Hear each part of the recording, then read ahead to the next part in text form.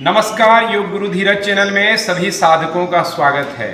Haemoglobin की कमी एक आम समस्या बनती जा रही है।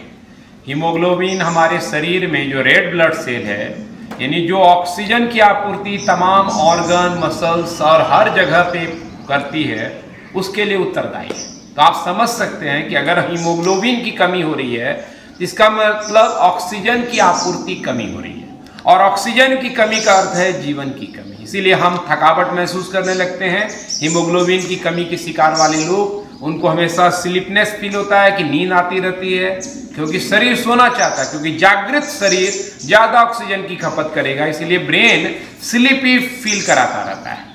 और हीमोग्लोबिन की कमी, आयरन जो हमें पोषक तत्वों से मिलना चाहिए, खास तौर पे हरे पत्तेदार सब्जियों में उनका पोषक तत्वों में कमी हो। वजह यह भी हो सकता है कि हमारा शरीर उसको एब्जॉर्ब ही नहीं कर पा रहा हो। हम सब कुछ तो खा रहे हैं, लेकिन फिर भी आयरन ठीक से जो अवशोषण होना चाहिए वो नहीं हो पा रहा हो। हमारा लाइफस्टाइल खराब है, तनाव है, सब कुछ की वजह से चीज़ों का सही तरीके से गति नहीं हो पा रहा है। हम शरीर को इस तरीके से सही सिस्टमैटिक तरीके से गति नहीं देते हैं, साधना नहीं कराते हैं, जिससे कि ऑक्सीजन का सप्लाई सभी जगह समुचित हो। और कभी कभी आप देखते हैं माँ बहनों का पीरियड की समस्या, यानी ज़्यादा से ज़्यादा मेंस्ट्रुअल पीरियड के दरमियान रक्त का स्त्रावी एनीमिया, जो आयरन से कमी की वजह से रिलेटेड ज़्यादा है, उसकी शिकार हो रही है। किसी आदमी को अल्सर है जिससे ब्लीडिंग हो रही है, या दूसरे तरह की समस्या जिसमें रक्त की कमी हो रही है, उसमें भी आयरन तत्व की कमी हो जाती है। तो ये सब तो आप तमाम चीज़ें समझते हैं, जानते हैं।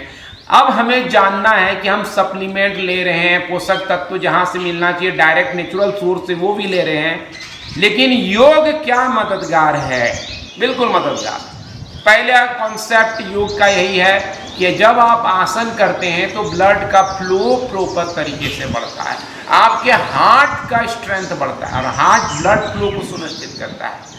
यानी कम भी अगर मात्रा ऑक्सीजन की है तो उसको सही तरीके से संतुलित वे में वो डिस्ट्रीब्यूट कर सकता है। और आसन की दूसरी खासियत क्या है कि एक्सरसाइज की तुलना में हम आसन में लंबी गहरी सांस भी लेते रहते हैं, तो उससे क्या होता है, ऑक्सीजन की मात्रा को हम बढ़ा पाते हैं। जो नहीं हो पा रहा है, आयरन की कमी से ऑक्सीजन हर जगह नहीं पहुंच पा रहा है, तो हम उस सप्लाई चेन को आसन की मदद से एक तरह से सपोर्ट करते हैं। उसी तरह प्राणायाम तो पूरा ऑक्सीजन का ही खेल है। हमें समझना है कि कौन सा आसन उपयोगी है और किस तरह की एक्सरसाइज या ब्रीदिंग प्रैक्टिस से बचना चाहिए। पूरा वीडियो को ध्यान से समझिएगा, और जिनको हेमोग्लोबिन की कमी है उनको शेयर भी कीजिएगा। सबको शेयर कीजिए, आपको क्या पता कि किनको है किनको नहीं है। हमें नहीं हो इसके लिए अभ्यास है। तो सबसे अच्छा है कि किसी भी तरह का हम स्ट्रेच करते हैं। कभी कभी आपको लगता है कि इतनी कमजोरी है हीमोग्लोबिन की कमी की वजह से, प्रेगनेंसी में बहुत ज़्यादा ये मामला आ रहा है। आयरन की कमी की वजह से जो एनीमिया है, उसके कारण पहले बच्चा जन्म हो सकता है, या बच्चा बिगड़ सकता है, या डिलीवरी के समय ब्लड इतना ज़्यादा महिलाओं का निकले, नेचुरल जब हो या सर्जरी वाला भी मामले में हो, तो वो बहुत घातक हो सकता है प्राण के लिए। तो इसीलिए आयरन बहुत इंपॉर्टेंट है। प्रेगनेंसी के समय खास तौर पर इन बातों का ध्यान रखा जाता है। तो हम समझेंगे कि कोई भी आसन ऐसा जो ब्लड का सर्कुलेशन बढ़ाए और हार्ट की तरफ पंपिंग करे, उसको सबसे पहले ध्यान करें। जैसे मान ली बैठे बैठे कर सकते हैं, जैसे सांस लिया, इंटरलॉक किया, सिर के ऊपर रख दिए, फिर यहाँ से सांस लेते हुए हाथ को ऊपर किए। ऐसा लगे हीमोग्लोबिन की कमी से या प्रेगनेंसी में बहुत कुछ नहीं कर पा रहे हैं, तो सिंपल सा आसन में स्टे करें, सांस लेते छोड़ते रहिए। अपर बॉडी को जब आप स्ट्रेच कराते हैं तो ब्लड का सप्लाई जो है यहाँ पे जो वाइटल ऑर्गन है हमारा, उस तरफ ज़्यादा बढ़ता है। उसी तरह हम लोग जो बैठ करके सिटिंग जो त्रियक ताड़ासन करते हैं, खड़े होकर ये तमाम चीज़ें कर सकते हैं। मैं एक तरफ कर रहा हूँ, आप दोनों तरफ समझिए। इस तरह से फिंगर को बाहर रखेंगे, कान के साथ हाथ को लगाएंगे, सांस भरेंगे, सांस छोड़ते हुए दोनों कंधे को एक लाइन में करते हुए झुक जाएंगे। ये पोजीशन में स्टे करेंगे, सांस लेते छोड़ते रहेंगे। आप जैसे करेंगे आपको एक अच्छा फील आएगा कि साइड बॉडी को स्ट्रेच कराना बहुत इम्पॉर्टेंट है। इससे हमारा जो इंटरनल ऑर्गन्स में ब्लड की सप्लाई ज़्यादा बढ़ती है। जैसे त्रिकोण आसन करते हैं, परिवृत्त त्रिकोण आसन करते हैं, इन आसनों को आप जोड़ सकते हैं। और ख्याल रहे कि जब हम आसन में, यहाँ पे मैं आपको बोल रहा हूँ, लेकिन आपको लंबी गहरी धीमी गति की सांस लेनी। लंबी गहरी मतलब खींचना नहीं, धीरे धीरे लेना, छोड़ना। आसन में रुकिए और सांस लीजिए और छोड़िए, फिर वापस सांस लेते हुए ऊपर आए और नीचे कर दिए। इसी तरह गोमुख आसन है, जो इस रीजन को, कंधे के एरिया को खोलेगा, तो हार्ट में जो एक प्रेशर है बना हुआ, तनाव की वजह से या टाइटनेस की वजह से वो निकलेगा। इस तरह से आप आसन को जैसे जैसे करेंगे, आपका ब्लड का सर्कुलेशन आसन में बढ़ेगा। और चूंकि हम स्थिर हैं, सांस ज्यादा ले रहे हैं, तो ऑक्सीजन उस ब्लड में घुल करके हर जगह पहुंचाएगा और आयरन की डिफिशियंसी की वजह से जो समस्या हो रही है, उसमें आपको थोड़ी निजात मिल सकती है। तो ये स्थिति है, दोनों तरफ करेंगे। बैठे बैठे मैं सब आसन बता रहा हूँ। गोमुख आसन का पूरा पोजीशन ये होता है कि हम पैर की स्थिति को भी चेंज करें, लेकिन यहाँ पर हम ऊपर अपर बॉडी पर फोकस करें। तो इसी तरह कई सारे आसन होते हैं। एक महत्वपूर्ण आसन जैसे आप देख रहे हैं कि हम बराबर आपको बताते हैं कि अधोमुख श्वान आसन, फुल बॉडी को स्ट्रेच करके ग्रेविटी के संपर्क में होने की वजह से ब्लड के फ्लो को हार्ट लंग्स की तरफ ज्यादा बढ़ाता है। जैसे हमने नी बेंड किया, फुल बॉडी में स्ट्रेच है, लेकिन आप देख रहे हैं कि मेरा सिर नीचे होने से ब्लड का फ्लो हार्ट की तरफ, लंग्स की तरफ, लीवर की तरफ, थायराइड की तरफ, चेहरे की तरफ, ब्रेन की तरफ बढ़ रहा है। तो इस तरह से अगर आपको एनेमिक है, खासतौर पे आयरन की कमी है, तो आसन को जरूर अपने समय में एक स्थान बनाइए उसका। और जैसे आप करेंगे, जिसके कारण आयरन की कमी के कारण जो आपको एक आलस फील हो रहा हो, स्लीपनेस फील हो रहा हो, ऊर्जा की कमी फील हो रही, तो तत्काल आपको लगेगा कि नहीं, कुछ चीजें झंकृत हो गई है, जागृत हो गई। तो ऐसे मैं कहना यही चाहूँगा कि हर आसन जो हम करते हैं वो संपूर्ण बॉडी को स्ट्रेच करता है, रिलीफ करता है। तो सभी आसनों को आप खास तौर पर ध्यान दें। मैं थोड़े आसन बता रहा हूँ ऐसे लोगों को जो एकदम से करना नहीं चाहते, कम से कम इन 5-7 आसन को तो करें, नहीं तो कंप्लीट जो सीक्वेंस है व्यान वायु का, व्यान वायु को संतुलन करने से, क्योंकि ब्लड सर्कुलेशन, ऑक्सीजन की आपूर्ति, ये सब व्यान वायु का कमाल है। व्यान वायु के दोस्त ये सब हो रहा है। तो व्यान वायु पे 1 घंटे का पूरा सीक्वेंस है, उसको करेंगे हम। मार्जरी आसन करने जा रहे हैं। सांस लेंगे, हेड को ऊपर करेंगे, लोअर बैक को डाउन करेंगे और सांस छोड़ते हुए राउंडेड स्टेप बैक करेंगे। तो यहाँ पर भी वही फोकस है कि कैसे अपर बॉडी, लोअर बॉडी को हम ओपन करें, ताकि इंटरनल ऑर्गन पे जो है सही तरीके से ब्लड का सप्लाई बढ़े। हार्ट अगर सही से काम करने लगेगा तो हम क्या करेंगे, हार्ट जो है सर्कुलेशन को और सपोर्ट करेगा। तो इसके अलग एक बात ख्याल रखना है कि क्या चीज़ें नहीं करनी है। कि अगर आप एनेमिक हैं, खास तौर पे आयरन डिफिशियंसी है, ऑक्सीजन की आपूर्ति बॉडी सही तरीके से नहीं कर पा रहा है, तो भूल कर एक्सरसाइज ना करें। एक्सरसाइज मतलब क्या, ये आसन है। एक्सरसाइज और आसन में क्या है, एक्सरसाइज में मूवमेंट ज़्यादा होता है, जैसे ऐसे ऐसे करना, उछलना, कूदना, योग के नाम पर भी एक्सरसाइज करें, यानी जिसमें गति है वो एक्सरसाइज है। आसन में क्या होता है कि हम एक पार्टिकुलर पोजीशन में पहुंच के टिके रहते हैं, स्थिर रहते हैं, ठहराव को प्राप्त होते हैं। तो उसमें क्या होता है, हमारा ऑक्सीजन की खपत कम होती है, हम सांस ज़्यादा ले रहे होते हैं, तो और आपूर्ति बढ़ती है। इसके उलट एक्सरसाइज में क्या होगा, आपको पहले ही ऑक्सीजन की कमी है, आप ज़्यादा उछल कूद लेंगे और ऑक्सीजन जो बची खुची है वो भी आप खपत कर देंगे, घर में जाके निढाल हो जाएंगे। इसीलिए ऐसे हमारे ऋषि मुनियों ने इससे बचने को हम सबको प्रेरित किया है, चाहे ऑक्सीजन की कमी हो या नहीं हो, आप सब इन बातों का ध्यान रखें। उसी तरह सांस की क्रिया में क्या ध्यान रखना है, कपालभाति, भस्त्रिका, ये जल्दी जल्दी सांस है। कोई सुदर्शन क्रिया नाम से कुछ चीज़ें बेच आएंगे, तो इन तमाम चीज़ें जिसमें सांस बहुत तेज गति से चलती है, ऐसे ऐसे आप ले रहे हैं, तो ना तो आप ऑक्सीजन की आपूर्ति कर पा रहे हैं ठीक से, क्योंकि कुछ सेकेंड में सांस लिया और कुछ सेकेंड में निकाल लिया, यानी कमाया ही नहीं, उससे पहले गवा दिया। तो इसलिए ना तो अच्छे से कमाई हो सकी, ना अच्छे से हम उसको बाहर कचरे को निकाल सके। दोनों की कमी है फास्ट ब्रीदिंग में, इसलिए वो प्राणायाम का हिस्सा नहीं है।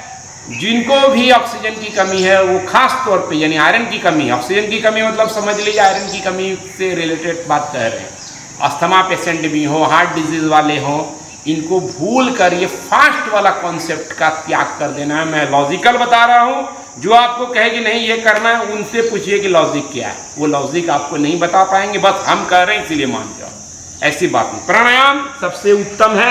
और याद रखिए, क्योंकि एक बात मैंने ये भी कहा, एब्जॉर्ब नहीं हो पा रहा कि हमारा आंतों में हम आयरन सप्लीमेंट भी ले रहे हैं, हम पत्तेदार सब्जियां, पालक अच्छा है आयरन को बढ़ाने के लिए।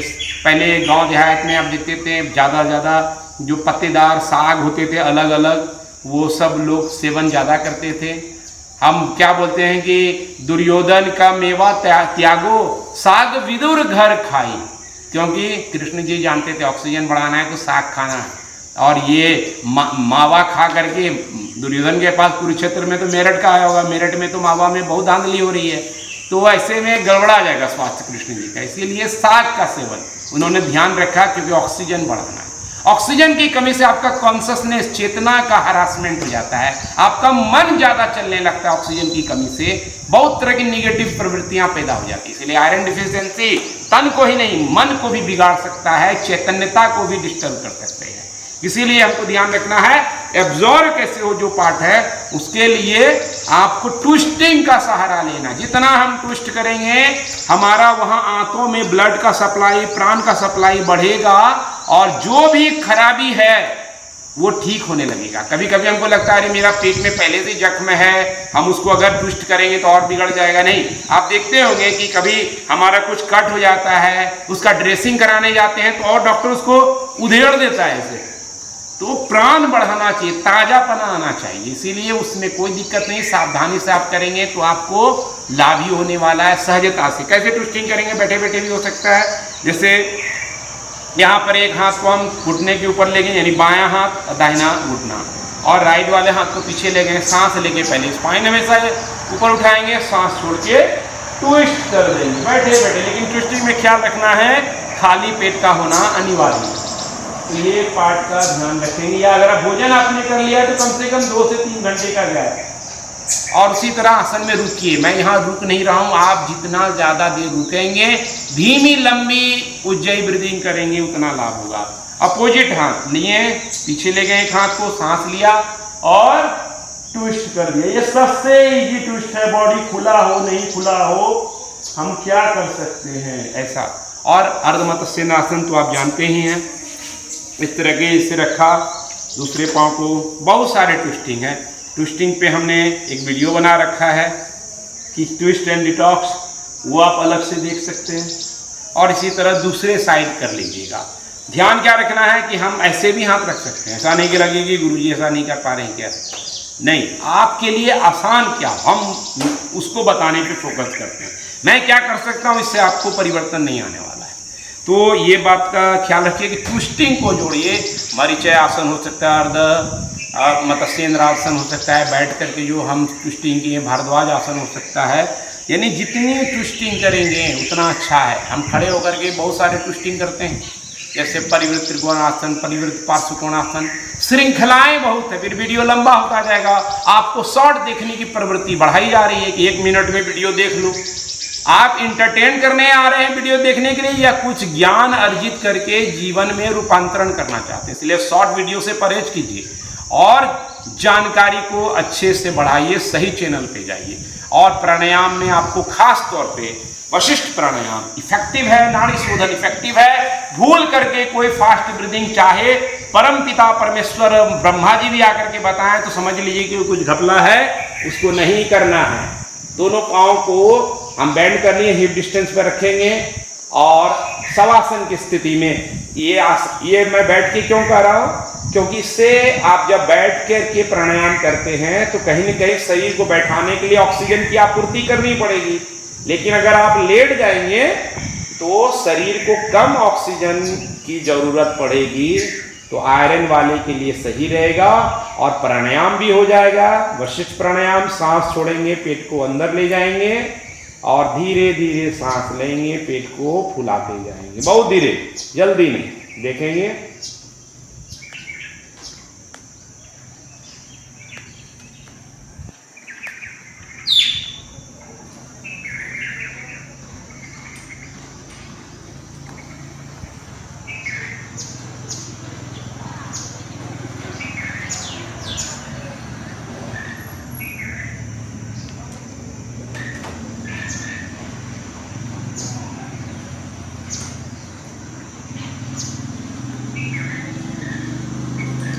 पेट को अंदर कर देंगे। इसके अलावा आपको ख्याल क्या रखना है, नाड़ी शोधन बैठे बैठे कर सकते हैं। ये ही 2 प्राणायाम काफ़ी है। एनीमिया पेशेंट हैं, एनेमिक हैं, तो आप इन दोनों को कीजिए। कितना देर करना है भाई वशिष्ठ प्राणायाम, कितना देर नाड़ी शोधन, अनुलोम विलोम कितना देर करना है? जितना ज़्यादा करें उतना अच्छा है, मैक्सिमम, लेकिन सही तरीका, धीरे धीरे रे मना धीरे सब कुछ होए, ये ध्यान में रखना है कि धीरे धीरे करना है, फास्ट नहीं, जल्दी नहीं, उतावलेपना में नहीं। ये कार्य शैतान का है। स्पीड क्रिएट स्ट्रेस और जल्दी काम शैतान का। ये 2 हिंदी और इंग्लिश दोनों में समझा दिया हूँ। इसके बाद नहीं समझ में आए तो फारसी का किसी का वीडियो दिखाइएगा, वो शायद समझा दे आपको। तो इतना ही मैं कहना चाहूँगा कि आप पोषक तत्वों का ध्यान रखें, हरे पत्तेदार सब्जियां खाएं, स्ट्रेस से दूर रहें, लाइफस्टाइल ठीक करें। इसके लिए योग अच्छी चीज़ है, अपनाइए। और नियमित योग साधना ऐसे चीज करें जिससे ब्लड का सर्कुलेशन बढ़े, हार्ट मजबूत हो और ट्विस्टिंग करके आंतों का एब्जॉर्प्शन की क्षमता को इम्प्रूव करें। ऐसी चीज ना करें जिससे ऑक्सीजन की खपत होती, यानी विगोरियस प्रैक्टिस, एक्सरसाइज, उछल कूद, जिम और जल्दी जल्दी सांस लेने की प्रक्रिया, इससे दूर रहें और आप जल्द स्वस्थ हों, इसकी कामना है। ये वीडियो पसंद आया तो लाइक कमेंट करें, साथ ही आपको और कौन सी वीडियो चाहिए कमेंट करें, और जो है आपके पास उसको शेयर करें जैसे मैंने आप तक शेयर किया है। धन्यवाद। जय गुरु भगवान वशिष्ठ। हरिओम।